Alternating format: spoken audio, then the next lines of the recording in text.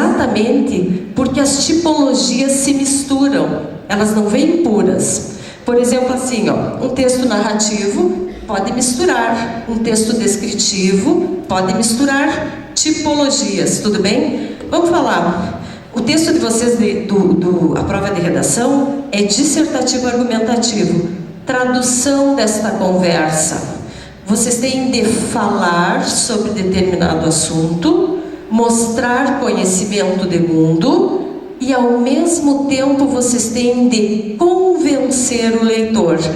Por isso que ele é dissertativo, argumentativo, que aquela parte argumentativa é aquela parte pessoal que você tem de se posicionar, que você tem de convencer. Bom, então essas são as tipologias. Eu vou dar um toque sobre o instrucional, porque às vezes os alunos têm dúvidas. Toma uma aguinha.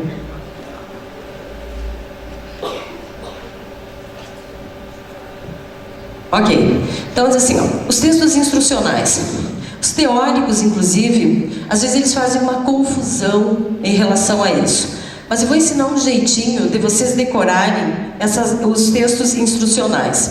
Então vai ser assim, ó, dentro dos textos instrucionais há uma divisão, o prescritivo e o injuntivo, tudo bem? Por como é que eu vou decorar isso até sábado? Super tranquilo. Quer ver uma coisa?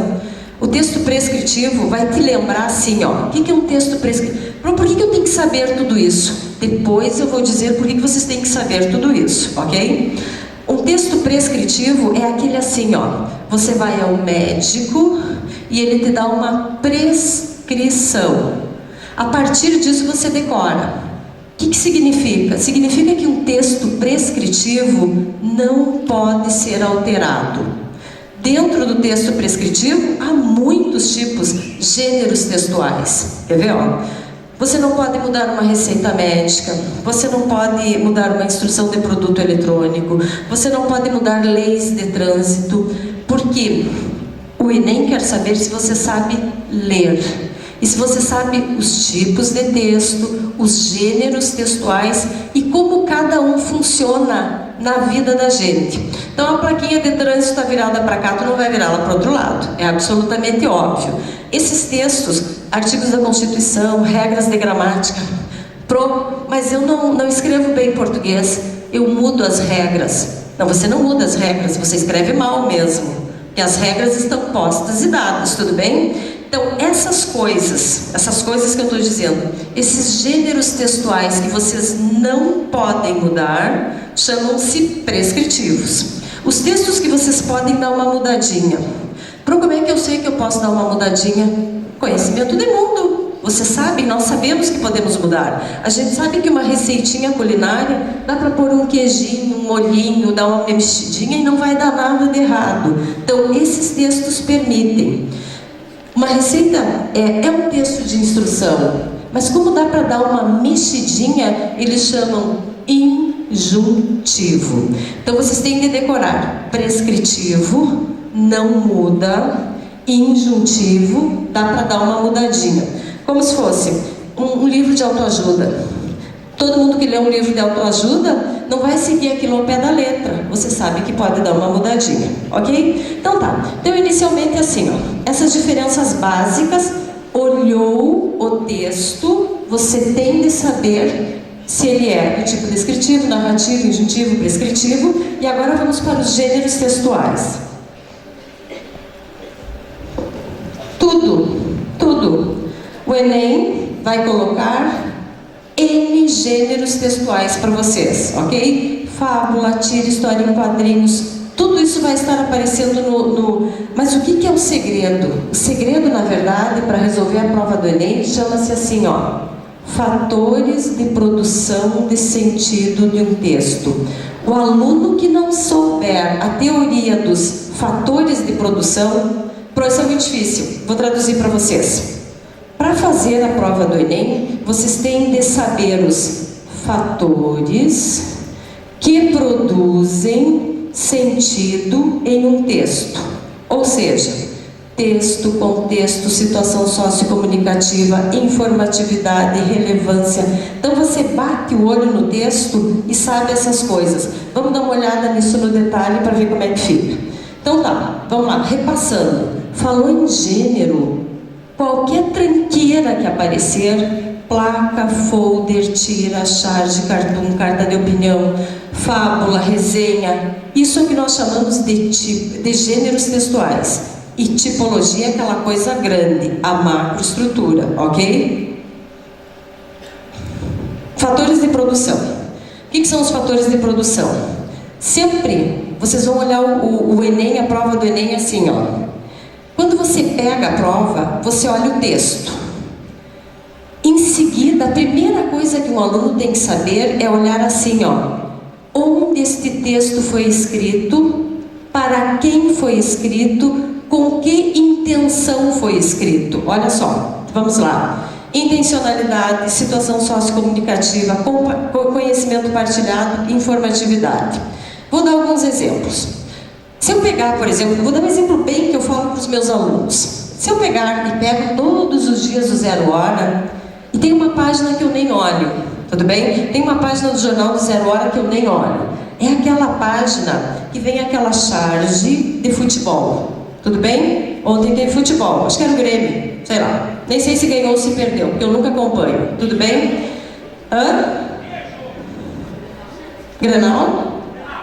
Ah, ótimo. Quem ganhou? Ah, maravilhoso, eu sou gremista. Ótimo. Perfeito, amei a informação. Mas vamos lá. Aquela página eu deleto da minha vida. Pelo menos não gosto de futebol. Não, não é isso. É que eu não acompanho. E muitos textos, para que a gente entenda, você tem que ter conhecimento partilhado. Como eu nunca sei o jogo, nunca sei quem joga, eu olho aquela charge e não entendo, porque eu não tenho esta informação. Muitas vezes isso acontece com vocês no Enem. O aluno não tem conhecimento partilhado. Tem uma questão do Enem, que é uma questão que envolve assim, ó, não está aqui nessa lâmina, a intertextualidade.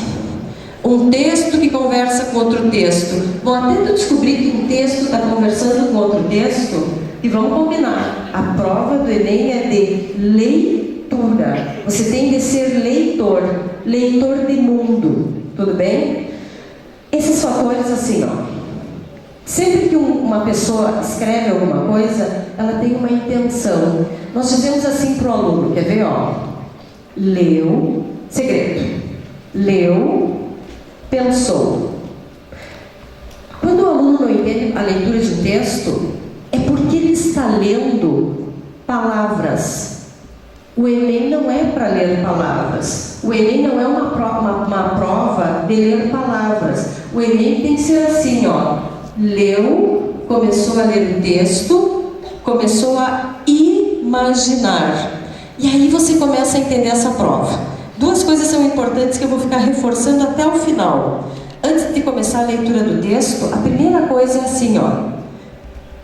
Milhões de textos. O Enem, milhões de textos. É cansativo. Mas tem que ler. Não tem muito o que fazer, vocês vão ter que ler. Há algumas questões que nós chamamos assim, ó. O professor tem um olhar melhor para isso. Há algumas questões que nós dizemos assim, ó. Extratextuais. Você nem precisa ler o texto. Dá uma espiadinha e já sabe o que acontece. Mas às vezes o aluno não tem essa habilidade, então ele tem que ler o texto. Nós chamamos que as questões são intratextuais. Você realmente tem que entrar no texto e fazer a leitura dele. Mas um primeiro segredo é assim, ó. Tipo, leu o título, tá? Aí você cai ali embaixo, onde quem escreveu, quando escreveu, em que época escreveu. Por que isso é importantíssimo? Antes de começar a leitura do texto. Porque daí diz assim, ó, Machado de Assis. No outro diz assim, Guimarães Rosa. Tradução. Quando diz Machado de Assis, feche os olhos, volte ao passado. Eu nem vivi nessa época, se supere. Volte ao passado e se supere. Você não pode ler Machado de Assis com o teu olhar do século XXI. Isso é humanamente impossível. É como se você dissesse assim, ó, vou voltar os meus olhos e vou pensar como Machado de Assis pensava. porque senão não tem chance de entender Machado de Assis. Por isso que uma leitura é legal. Quando o aluno tem tempo e faz isso, é muito legal, é uma viagem. Tudo bem? É uma viagem. Dali a pouco veio Guimarães Rosa. Daí imediatamente você diz assim, ó, Guimarães Rosa, o texto é do cara. Diz, vou para o Nordeste. Agora vou para o Nordeste, calorão, sede, tô com sede. Entendeu? Vai ler Guimarães Rosa, tu tem que ler com sede, com fome. Tu tem que ler assim, quase indo para a geladeira. Tem que imaginar aquele contexto. Aí quando você realmente estiver dentro do contexto do autor, você está entendendo. Enquanto não der essa viajada, você não está entendendo o texto. Todo texto é sempre uma espécie de viagem. Entrar para dentro dele e pensar como o autor pensou. Inclusive se diz assim, eu acho uma metáfora bem legal, que diz assim, ó, nunca leia um texto com os teus óculos. É uma metáfora. E vocês têm que saber o que é metáfora. Tudo bem? Nunca leia um texto com os teus óculos. Você tem que tirar o teu olhar e colocar o olhar do autor do texto. Aí você está se aproximando da leitura. Tudo bem? Então tá, então vamos lá. Vou falar mais um pouquinho sobre aquilo ali.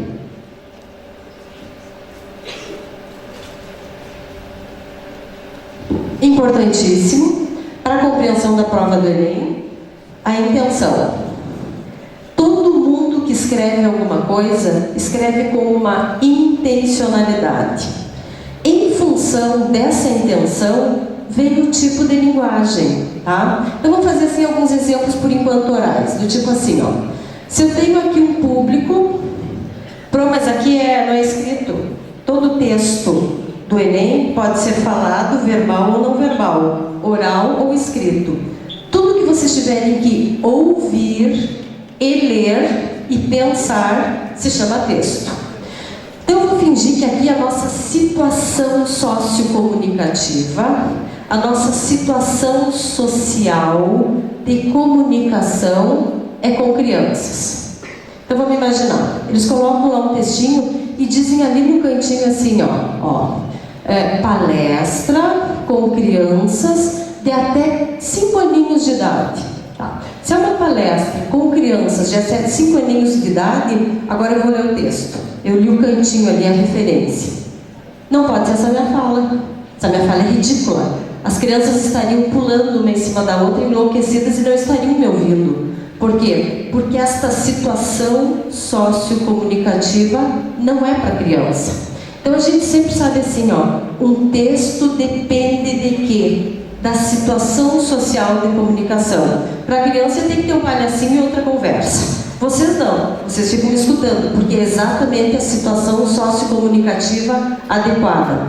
Então vejam bem, fatores que produzem sentido em um texto: situação sociocomunicativa, intencionalidade. Eu tenho uma intenção aqui, que é passar conhecimento para vocês, ajudá-los. Vocês têm conhecimento partilhado com o que eu estou falando. Por quê? Porque vocês foram preparados, sabem que é uma revisão de Enem. Vocês têm autoconhecimento partilhado e ainda por cima sabem de tudo que eu estou falando. Eu só estou dando uma revisadinha. Então, o grau nosso de receptividade é imenso, que tem autoconhecimento partilhado. E a informatividade. Aí uma questão assim, Informatividade nós vamos ver nas próximas lâminas. Depende.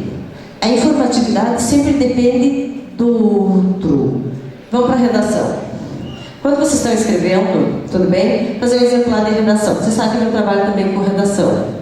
Vamos pegar um exemplo bem assim, de informatividade e relevância. Finge que o texto... Vamos fazer aquela coisa do Enem do ano passado. Que era... Não, do Enem vamos fazer outra, mais fácil. O Exame Nacional de Ensino. Finge que é para falar do Enem. A redação de vocês é para falar sobre a prova do Enem. Aluno, posicione-se em um texto dissertativo argumentativo sobre a redação do Enem. Esse é o teu texto para esse ano. Aí você começa o teu texto dizendo assim, o Exame Nacional de Ensino Médio, entre colchetes, Enem, vírgula, exame aplicado para os jovens de terceiro ano, segundo grau, vírgula. Bom, depois dessa frase, tu corta os pulsos e se suicide. E começar um texto desse jeito é pedir para morrer. É a morte. Entendeu? Eu não estou entendendo, não era para falar sobre o Enem, a redação? Óbvio que é para falar sobre o Enem, mas não para ser idiota. Tudo bem? Por quê? Por causa da informatividade. Tudo bem? Só para vocês notarem que às vezes assim, ó, a relevância da informação. Pô, mas eu quis pôr tanto no detalhe, ia ficar tão bonitinho o meu texto. Que bonitinho, tá louco? Só acaba com o teu texto. Você está escrevendo para professores e não para criança. Por isso que a gente diz assim, ó. Se vocês estivessem produzindo um texto para criança, o texto ia começar assim, ó. O Exame Nacional de Ensino Médio, entre parênteses, Enem, vírgula. Um exame lá que os alunos do 2º grau fazem para entrar na universidade. Para criancinha, maravilhoso. Para criancinha, alto grau de informatividade.